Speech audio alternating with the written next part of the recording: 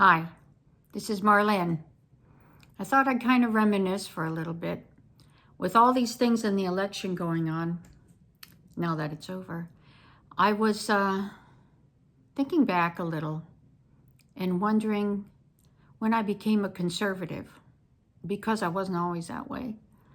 I never paid a lot of attention to news. I wasn't a news junkie. As a matter of fact, I kind of hated it in some ways. When I remember in high school, when we had, I think it was civics class, and each week you're supposed to bring in, or however often it was, some news article.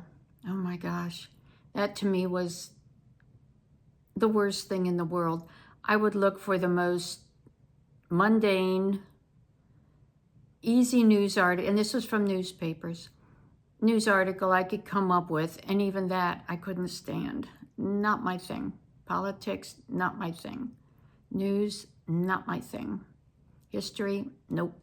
Geography, nope. None of that stuff. So, but I do remember I made notes for myself here so I could remember what I remember. In 1960, Nixon was running for office against Kennedy. Yeah. In 1960, I was 10 years old. Now, my parents, as far as I know, voted for Nixon. At least that's what I believe I remember hearing in my house, that they, for some reason, weren't Kennedy. I have no clue why, and I probably didn't care. But I just remember in the classroom, they had like some kind of little fake election kind of thing. So 10 years old probably would have been more or less, 4th, 5th, 6th grade, something like that. And you had to vote. And all I knew was my parents were voting for Nixon, so I voted for Nixon. And I was pretty much one of the only ones in the class who voted for Nixon, and I felt like really stupid. But whatever. That's one of my earliest political remembrance type things. When I went away to college in 68, which would have been the first year that I could have voted, I turned 18 in 68. I probably didn't vote because at that time I was in college in Nebraska, away from home. And so that was my freshman year, so who knew anything about absentee or cared about it? So I'm just looking it up, and the voting age was 21 until July 1st, 1971. So in 1968, I couldn't have voted anyway. So 1972 was legally my first election, or voting time. I sure didn't. So that would have been that. So the first year that I actually voted was in 72. Now at that time, I considered myself a liberal because everybody around me was. I mean, in 1970 was Kent State, where there was the massacre of the 4 students. Well, the kids at my college gathered together, at least some of them did, and went to the downtown area where this college was located and passed out flyers and stuff. And so I did too. I don't know much about it, but I darn well helped do that. And it was probably actually on that level a good thing. So when 72 came and McGovern was running, that was the first year I voted, and so I voted for McGovern because, that's pretty darn good reason. So I still considered myself a liberal at that time, whatever that means. Probably I registered as Democrat. I don't honestly remember, but I'm sure I must have because you had to do something like that. So then, let me see. Around 1978, I got married for the second time. Look at my teeth. They're not white like they are with that pretty stuff. I should have changed it and made myself look pretty, but whatever. And then in 1980, my husband Rich and I joined up in Amway. I don't need to hear anything about it. I get it now, but at that time, that's what we did. And, you know, it's interesting. I think that God can use a lot of different ways to speak to us. A lot of the people, if you've been in Amway or if you were in the Amway, especially back then, you know, there were a lot of heavy-duty Christian-y type things going on then, which frankly, I'd never paid attention to before. I was raised Catholic. I went to a Catholic university, and I swear going to that Catholic university turned me into, I was pretty much an atheist, frankly. We had to take, you had to have 2 minors. One of them had to be religion. And so I had to take a lot of courses on Catholicism, and none of it made sense to me. Not that I looked at it that closely, but the little bit that I did pay attention to, and I didn't get good grades in that, nor did I get grades in my other minor either, even though I guess I was a good student and everything. But the religion, I just didn't grab onto it. And I pretty much kind of tossed the Catholic stuff away. It didn't make sense. The rules, the 6 things that you had to do, you must do this and you must do that. And when you looked at the history of when these rules were implemented, the things that implemented them back at those times weren't relevant for now. In that 1976-ish, 77-ish, is that when it would have been? No, like more 70. That 1970 mentality, it wasn't relevant. That wasn't happening now. So why did we have to be so firm on these rules when it didn't really matter that much? But anyway, so I pretty much called myself an atheist at that time, even when we were starting with the Amway stuff. But there was a lot of Christian stuff, and so you'd hear it, and you'd hear it, and you'd hear it, and you go... But you know what? Some of that started to creep in, and you'd start watching these guys that, I guess now I wouldn't think are that good of preachers or anything, but it didn't matter then, because God can use anybody. I mean, it even says so in the Bible that he can take some of these people who are against him and use them for him. And that's the way I think it worked with me. I always say I came in kind of through the back door of Christianity. My first child was born in 1980, and I still considered myself an atheist then.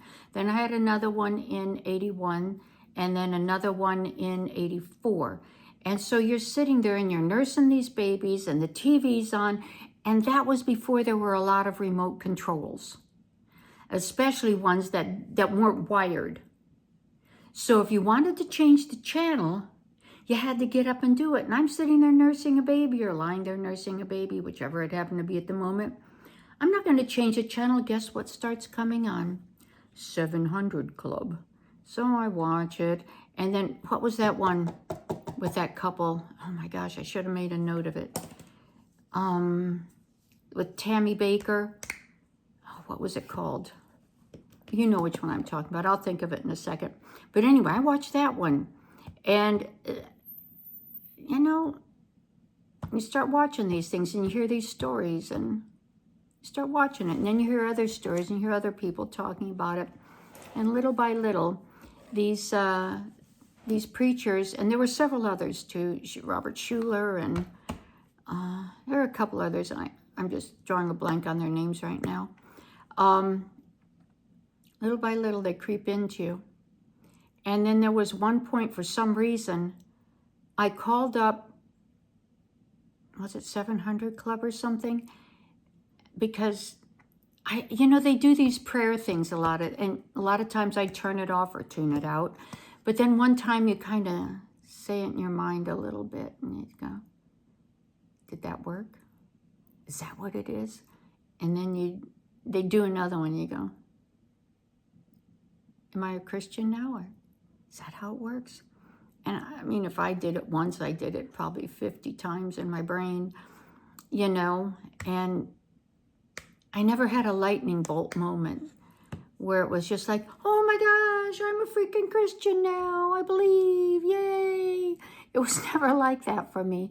which is why I think that I kind of wondered so much. I just kept waiting for that lightning to strike. It probably did strike, but I didn't recognize it.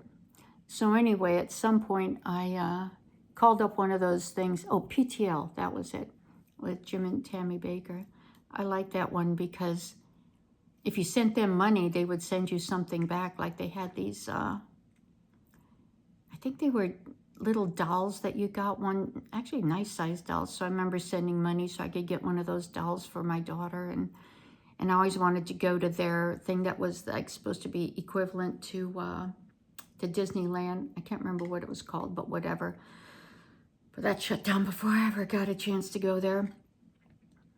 So at one point I called up this one place, and I think it was 700 Club, and said, you know, is there a church? And I knew the right phrasing to use, you know, I can't remember what the phrasing was, but you know, so that you get one of these churches that believes all the stuff that they would believe. And they mentioned this one particular church in, I was in Bucks County in Pennsylvania. And so they mentioned this one. So I started going there. And it's interesting because prior to that, I was one of the ones who believed that abortion was okay. Honestly, I can't even say that I thought it was okay. I frankly didn't even think about it that much because people just said it. Like you just did it. But when I had my first baby, no, I'm sorry, you can't tell me. You can't tell me that's a clump of cells. You can't tell me that that's not I remember the first time that she moved in me. Oh my gosh, what was that movie where they had the things that squeezed out of the stomach? What was the movie at that time? Some scary space movie thing. Once again, I'll think of it in a minute. And Alien. See, it didn't take me that long. Alien. And I'd gone to see Alien, and the next day, she moved for the first time. Do, do, do, do, do, do. Talk about freaky. But that being said, you can't tell me that's not a baby. Because it is. I don't care what you say. That's a baby. Anyway, that being said, I was in the middle of the Amway stuff, I think, when I interrupted myself, and the Christian stuff. And so all of this is working in me. And at that time, I don't remember if I voted for people. I have no recollection of whether I did or not. But I know at one point when the internet was starting to grow more, and it actually became the internet and not just things that you did locally. There was some election coming up. I don't remember what year it was. It had to be, I don't know what year it was, but there was something. And they were saying, well, who are you going to vote for? And I would put on this, it was a survey thing on the internet. I think it was the internet then. I don't know, could have been one of those other things. But I was putting, I don't know. And they said, well, here's how you can decide. We're going to ask you a bunch of questions, and you answer these questions about how you think about these particular issues. And at the end of it, we'll let you know what you believe. So it's like bing, bing, bing, bing, bing. I don't remember how many questions there were. Oops, see, this thing just shifted. Let's see if it'll stay. So I answered all the questions. And when it got done, I think I was like 76 or 80% conservative. I had no clue, which of course translated to Republican. And I'm like, I'm shocked, frankly. And that's how I first knew that I was a conservative. That's my story, and I'm sticking to it, at least the parts that I remember. On the early part of becoming a conservative, and then the growth happens after that.